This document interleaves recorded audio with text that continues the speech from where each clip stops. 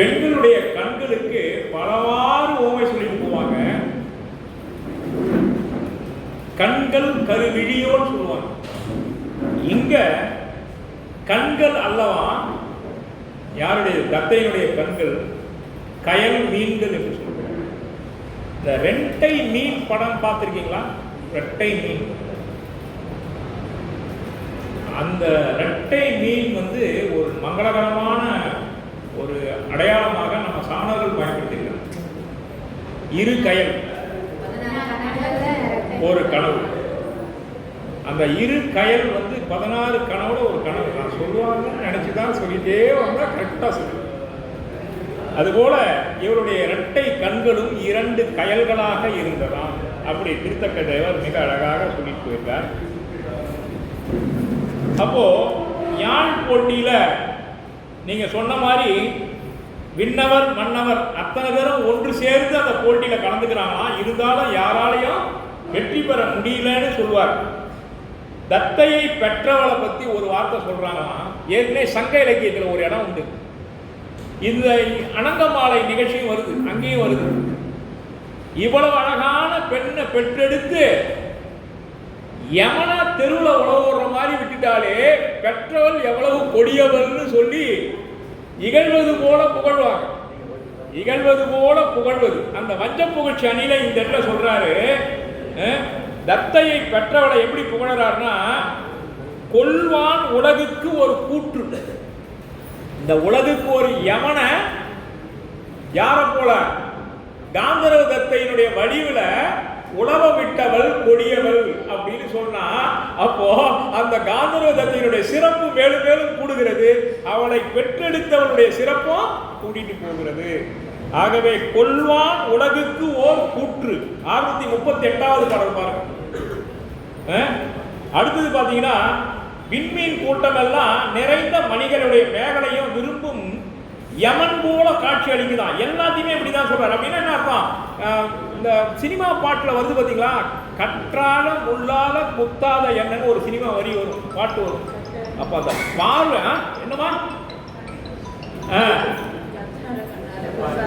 பாத்தீங்களா?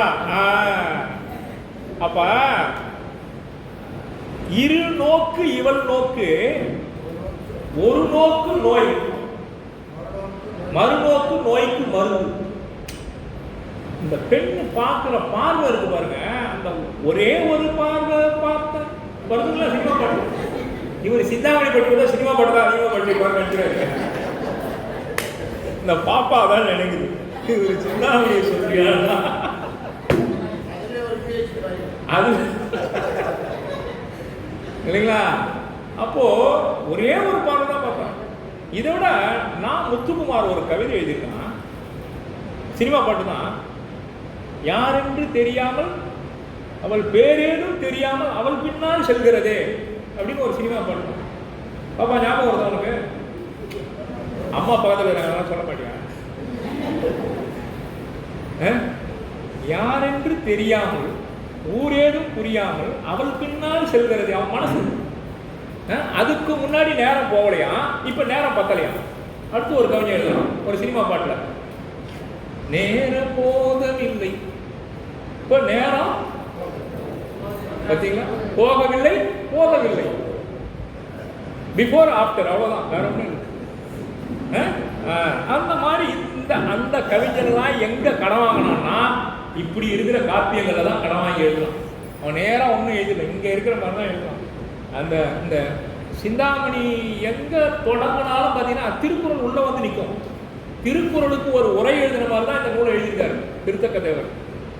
திருக்குறளை படிச்சுட்டு அது குறள் வெண்பாவில் இருக்கு, இவரு விருத்தப்பாவில் எழுதியிருக்காரு. அதுக்கு விளக்கம் உரையா எழுதாம விருத்தப்பாவில் எழுதியிருக்காரு. ஏறக்குறைய அதிகமான குறள்களை இவர் படிச்சு அப்படியே உள்ள கொண்டாந்துருக்காரு.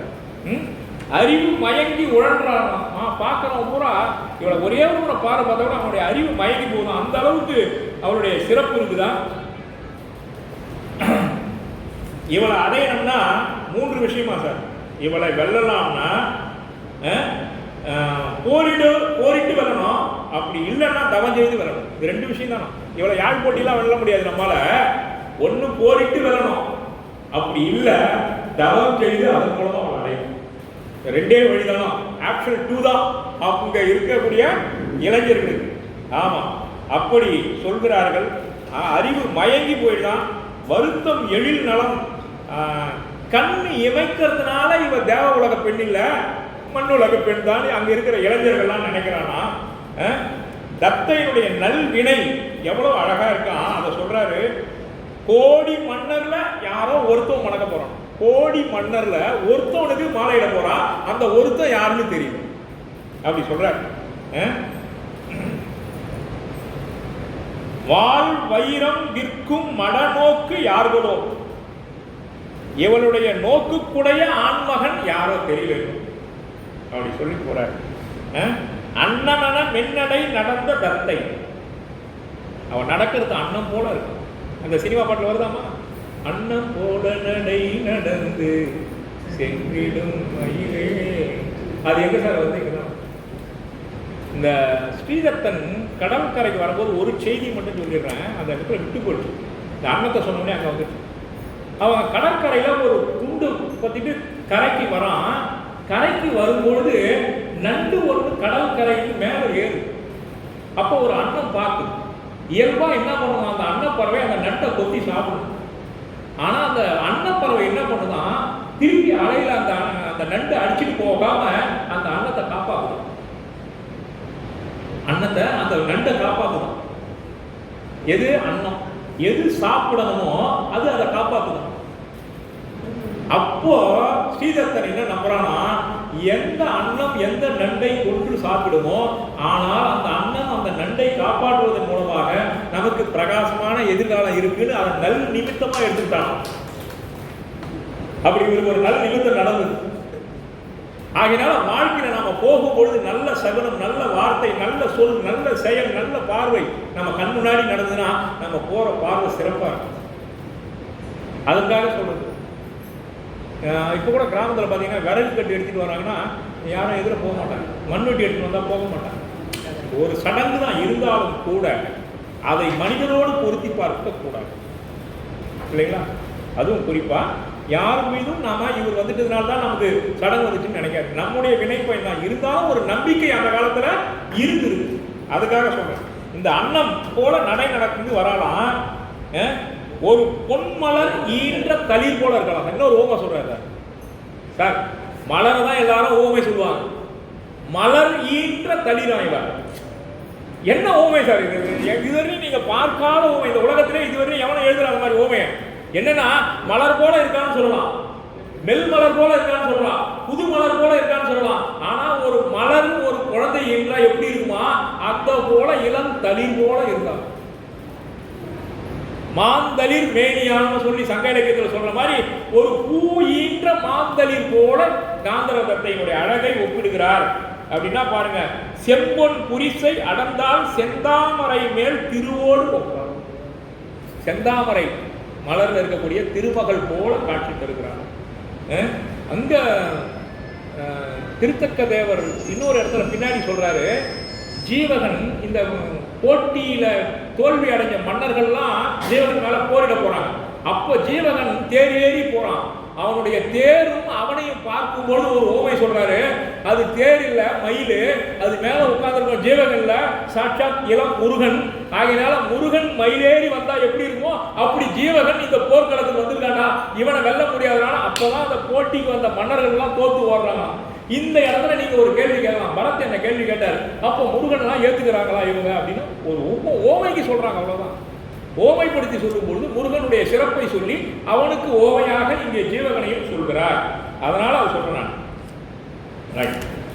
அடுத்தது காதலுக்கு தலைவணமும் பருவம். இந்த வயசுக்கு வந்த பசங்க பார்த்தீங்கன்னா, அந்த டீனேஜில் இருக்கிற பசங்க ஏன்டா இப்படி அப்படிமா இருக்காங்கன்னா, அது அந்த பருவத்துக்கு ஏற்ற ஒரு இயல்பு. பருவம் கடந்து வந்த நாம தான் என்ன பண்ணலாம், பரிபக்குவமாக அதை பார்த்துக்கணும். ஒரு பையன் அப்பா கிட்ட வேட்டி கட்டி கட்டி காமிச்சானா, அவன் எப்பவுமே பேண்ட் போடுறான். ஏன்னா நம்ம பையன் எப்பயும் இல்லாத இப்ப வேஷ்டி கட்டுறானேன்னு அவங்க அப்பாவுக்கு புரியலாம். அப்பா சொன்னாலாம், ஏன் கூறுகட்ட மனுஷா இது கூட தெரியல, சீக்கிரம் கல்யாணம் பண்ணியான்னு சொல்லாம சொல்றேன் அவன் பையன் அப்படின்னு அந்த அம்மா தான் சொல்லிச்சான். அது போல சில விஷயங்களை நாம பார்க்கணும். யாழ் போட்டி வந்துடுச்சு. யாழ் இசையில உட்காந்துட்டான். அவள் உட்கார்ந்த பிறகு அவளை பார்க்கிறாளாம். அவள் பாட்டு பாட போறாளாம். அவள் பாடுற இசை எப்படி இருந்ததுன்றத ரொம்ப அழகா சொல்றாரு. இசைக்கு ஏற்ப யாருன்னா பாட்டு பாடும். போட்டி எப்படின்னா, இவள் யாழ் இசை சார்னா யாழுக்கு அந்த மாதிரி பாட்டு பாடணும். இவன் பாட்டு பாடினா அவன் யாழ் இசைக்கணும். இதான் போட்டியினுடைய நிபந்தனை. சரிங்களா? இந்த போட்டி நிபந்தனைக்கு யாரெல்லாம் வரான திரைமறைவில் தான் இருப்பா. நீங்க இந்த அம்பிகாபதி படம் பார்த்தீங்களா? அம்பிகாபதி அமராவதி பாட்டு எப்படி திரைமறைவில் நின்று பாடுவாங்களோ அது போலதான் இந்த யாழ் இசை போட்டி நடக்குது. காந்தரதத்தை யாழ் இசைச்சால்னா அவங்க பாட்டு பாடணும். வந்த போட்டிக்கு வந்தவன் யாழ் இசைச்சால்னா இந்த அம்மா பாட்டு பாடுவாங்க. இதுதான் போட்டியினுடைய சிறப்பு. இந்த யாழ் போட்டிக்கு அந்தனர் வந்தான், அத்தனை பேரும் தோத்து போனான். வணிகர்கள் வந்தார்கள், வணிகர்கள் அத்தனை பேரும் தோத்து போனான். மன்மதனே வந்தாலும் மன்மதன் வெல்ல முடியாதுன்னு அங்க இருக்கிறோம் அத்தனை பேரும் முடிவு பண்ணிட்டாலும். ஆக யாழிசை போட்டியில 6 நாளா நடக்குது. நீங்க 5:45 சாப்பிட போனதுனால நான் யாழிசை போட்டியை சீக்கிரம் முடிக்கிறேன். அரசர் தோற்றார்.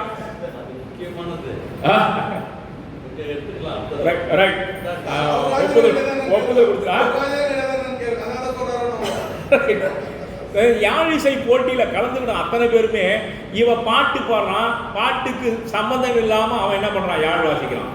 அவன் யாழ் வாசிச்சான்னா அந்த ராகத்துக்கு பொருத்தம் இல்லாம இவன் பாட்டு பாடுறான். இப்படியாக அரசர்கள், அந்தணர்கள், மனிதர்கள் அத்தனை பேரும் போட்டி போட்டு 6 நாள் கடந்துச்சு. போட்டி எத்தனை நாள் நடந்தது? 6 நாள் கடந்துச்சு. இனி யாராவது போட்டிக்கு வருவாண்டான்னு பார்த்தா, டேய் யாழிசை போட்டி மூலமா இவளை வெல்ல முடியாது. ஒன்னு இவளை போர்க்களத்துக்கு அழைச்சி அந்த கட்டிக்காரனோட பொருட்டி இவளை தூக்கி போயிடலாம். அப்படியும் இல்லைன்னா போய் மலையில உட்காந்து தவ பண்ணியாவது அவளை அடையலாடா வாங்கடான்னு சொல்லி அவனுக்கு 2 பேரும் இனி யாழிசை போட்டி மூலமா இவளை வெல்ல முடியாது ஒரு முடிவு பண்ணிட்டான். அந்த நேரம் பார்த்துதான் ஜீவகன் இந்த செய்தி போகுது. ஜீவகன் துடித்து எழலாம், காந்தரத்தை கல்யாணம் பண்ணிடுவான். யாழ் இசை போட்டியில் அவனுடைய திறமையை இந்த உலகுக்கு காண்பிக்க வேண்டும். ஒரு யாழ் இசையில் ஒரு பெண்ணை வெல்ல முடியாது இருப்பது ராசமாபுரத்துக்கு இழுக்கு என்ற சூழ்நிலையினால், ராசமாபுரத்தின் அரச வாரிசு என்பதனால், இது இந்த நாட்டிற்கு ஏற்பட்ட களங்கம் என்பதனால் அவன் யாழ் போட்டியில் கலந்து கொள்ள விரும்புகிறான். அப்ப என்ன பண்ணலாம்? நேரா போட்டிக்கு போயிடுவாங்க. இப்போ நம்ம பைசன்லாம் எங்கேயா போனோம், பீச்சுக்கு போனோம், இல்லை சினிமா போனோம்னா நம்மகிட்ட சொல்லிட்டு சார் போகிறான். போயிட்டு வந்தா சொல்கிறானா? அதுவும் இல்லை. அப்படியே மிரட்டி உருட்டி கேட்டாலும் பர்மிஷன் கேட்க மாட்டேன்றான், இன்ஃபர்மேஷன் தான் சொல்கிறான் இல்லைங்களா? ஆக பர்மிஷன் சொல்ற பழக்கமே இப்போ இருக்கிற தலைமுறையில் இல்லை.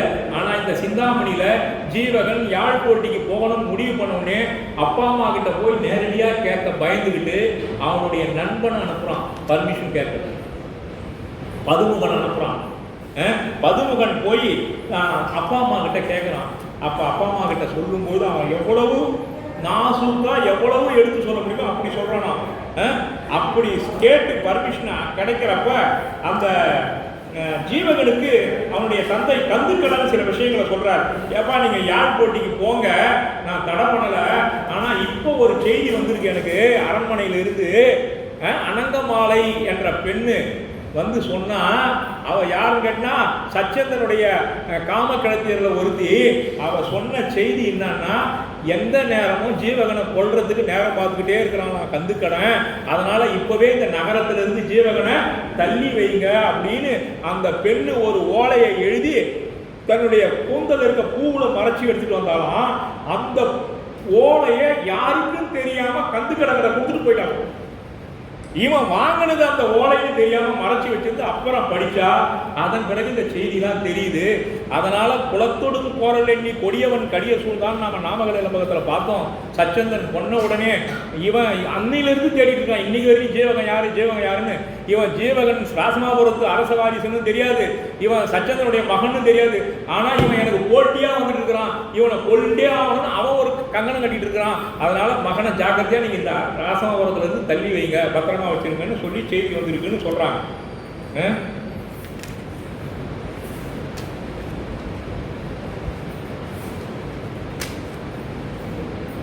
யாழிடை போட்டியில சீவக சாமின்னு சொல்றாரு. இந்த இடத்துல ஜீவகன்னு சொல்றாரு.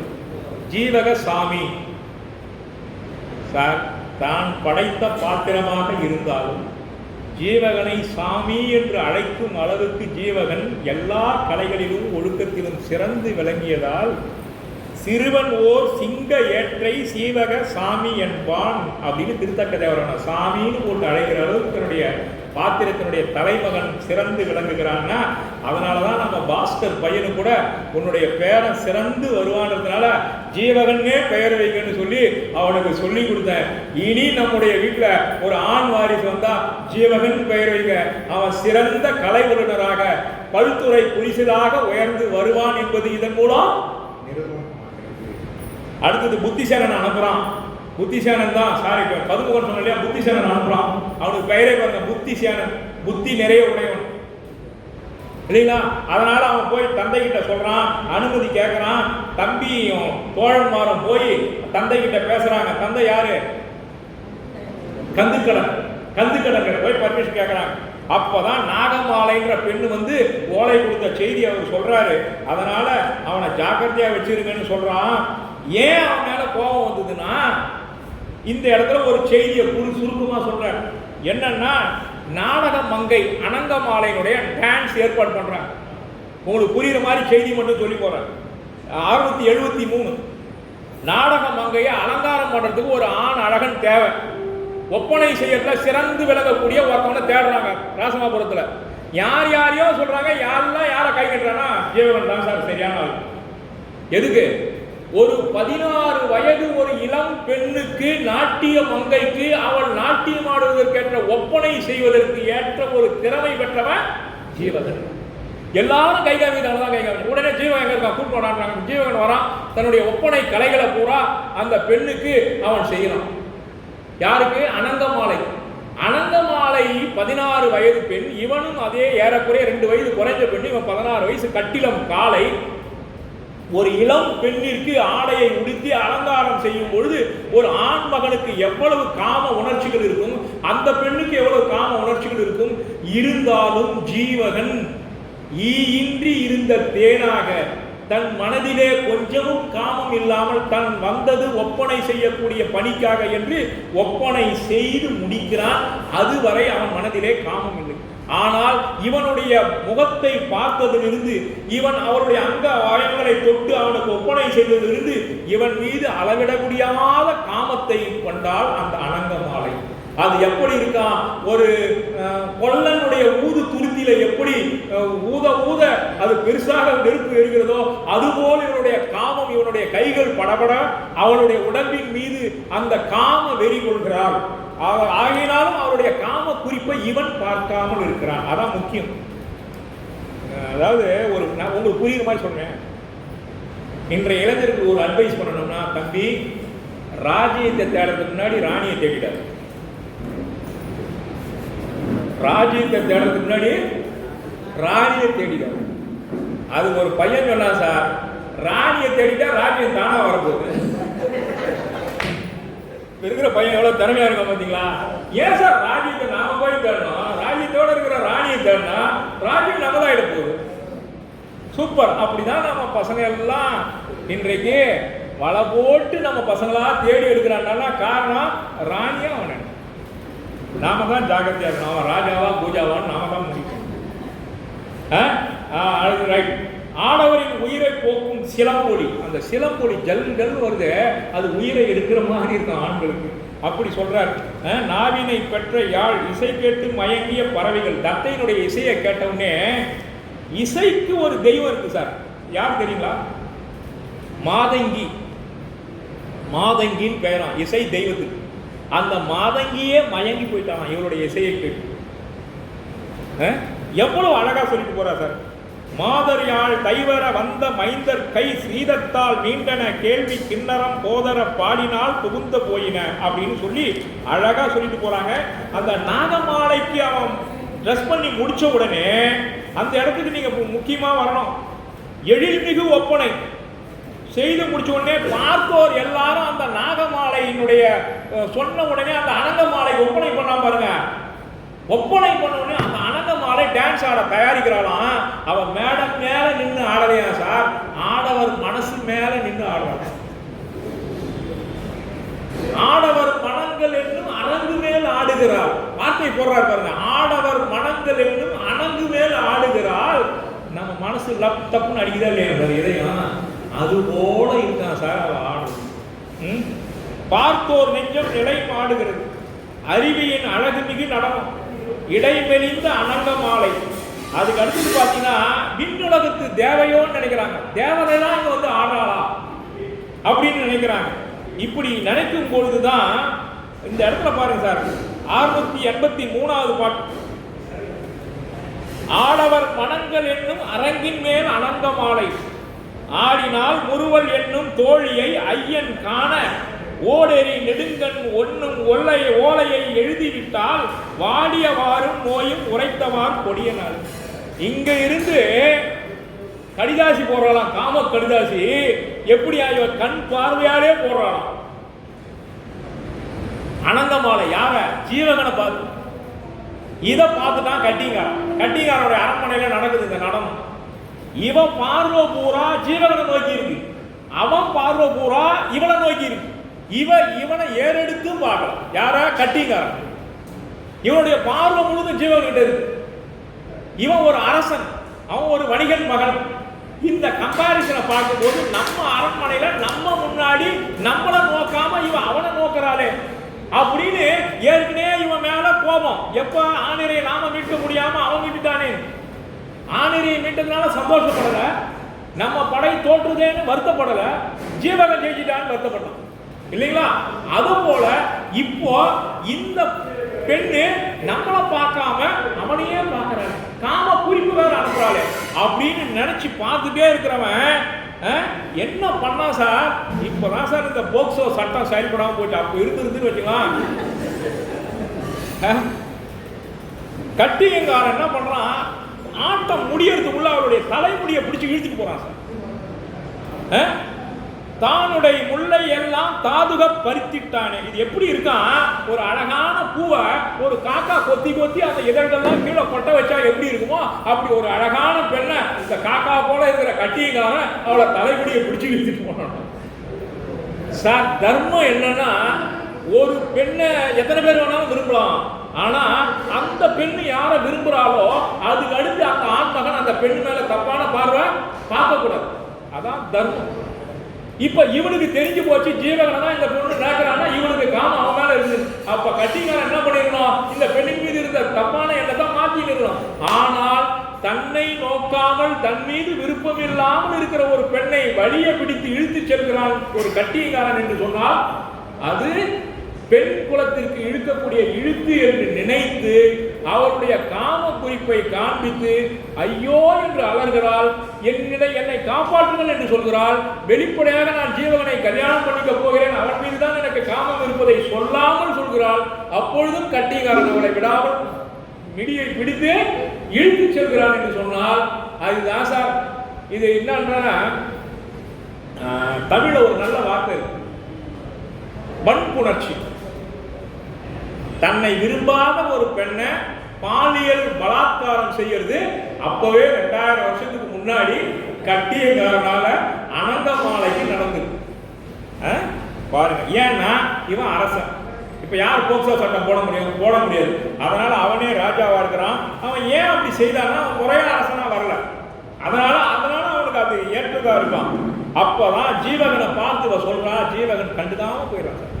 இந்த இடத்துல ஜீவகன் அந்த பெண்ணை காப்பாத்திருக்கலாம் இல்லைங்களா? காப்பாற்ற அவளுடைய காமத்தையும் ஏத்துக்கல, அவளை அடையணும்னு நினைக்கல, அதே சமயத்தில் அவளை காப்பாற்றணும்னு நினைக்கல, அவளை விட்டுட்டு போயிடலாம்.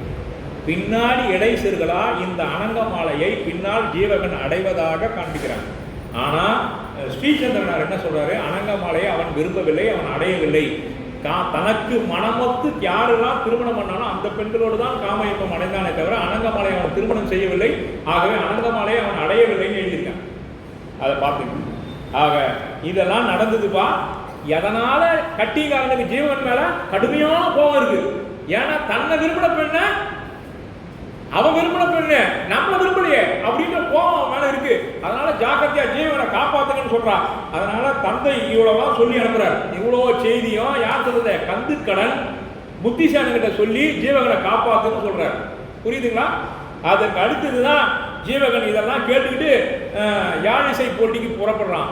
யாழிசை போட்டிக்கு வந்த போது அங்க இருக்கிற மக்கள்லாம் சொல்றாங்க, இவனுடைய சந்தனம் பூசிய மார்பு அழகையும் முருகவேல் போல ஜீவகன் வந்ததையும் பார்த்த உடனே இனி காந்தரோதத்தை யாழிசை போட்டியில் வெல்ல முடியாது என்று அங்க இருக்கக்கூடிய மக்கள் முடிவு பண்றாங்க. சார், போட்டி நடக்கிறதுக்கு முன்னாடி ஜீவகன் யாழ் மண்டபத்தை அடையிறான். மண்டபம் நிறைந்த மக்கள் இருக்கிறாங்க. அப்ப ஒரு வார்த்தை போறார் திருத்தக்க தேவர், தோற்றனல் மடந்தை நல்யாழ். 72வது பாட்டு.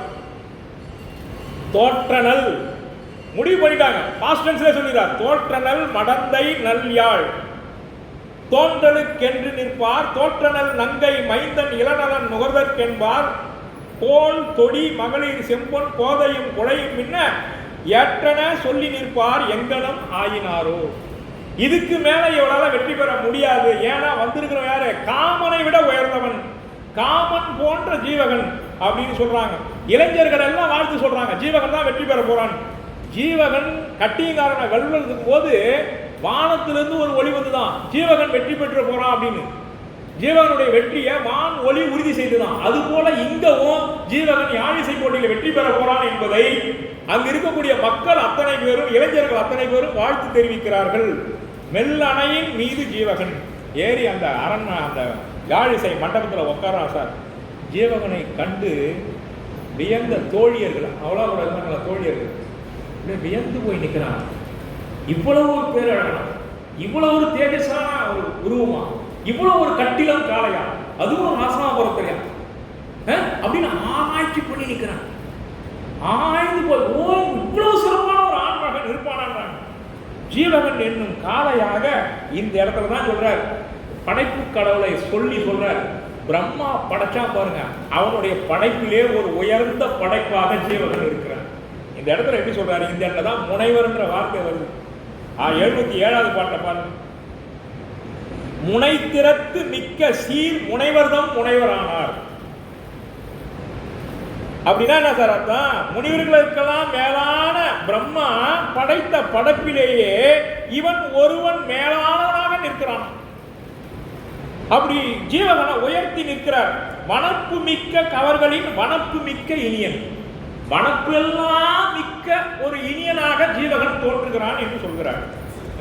அப்படி பார்க்கும்போது தத்தையிடம் ஜீவகன் அகப்பட்டு கொண்டான். எப்படி? தன்னுடைய பார்வையாலே கட்டி போட்டான்.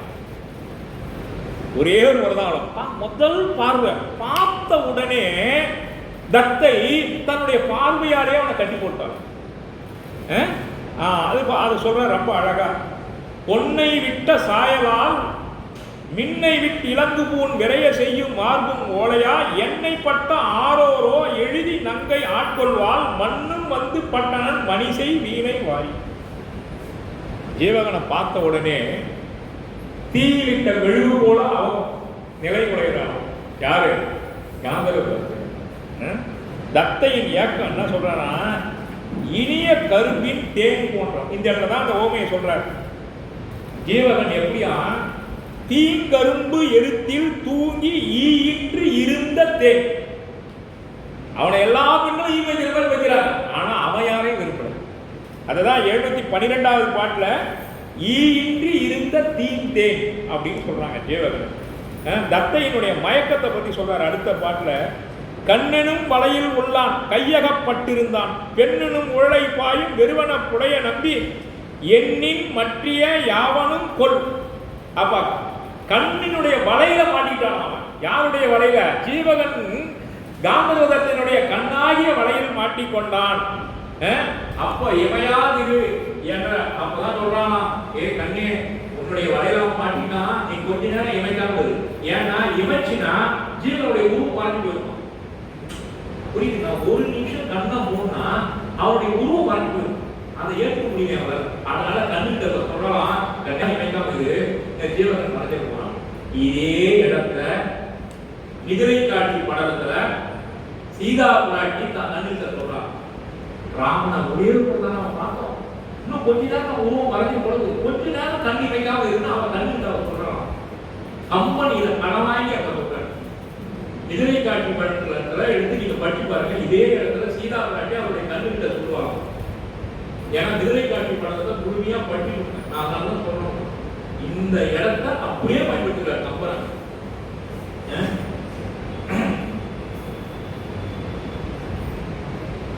ஒரு நிமிஷம் தண்ணி இருந்துச்சுன்னா கண்டினியூட்டி போயிடும். புரியுதுங்களா?